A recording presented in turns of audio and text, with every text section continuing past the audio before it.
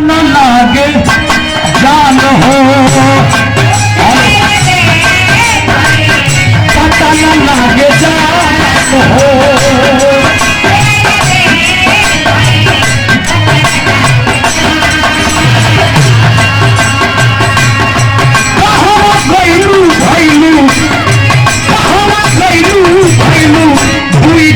के शान हो,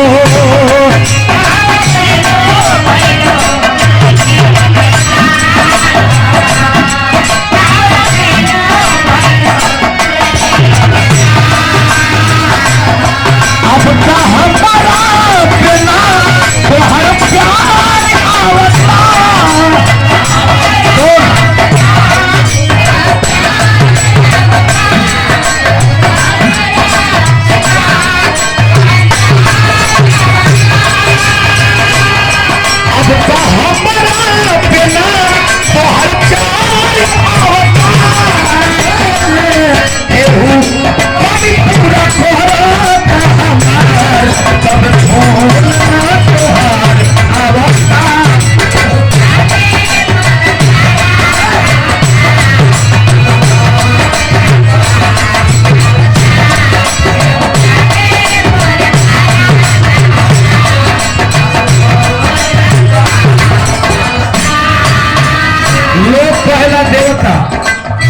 देवता कौन है इस समझे वाला चीज।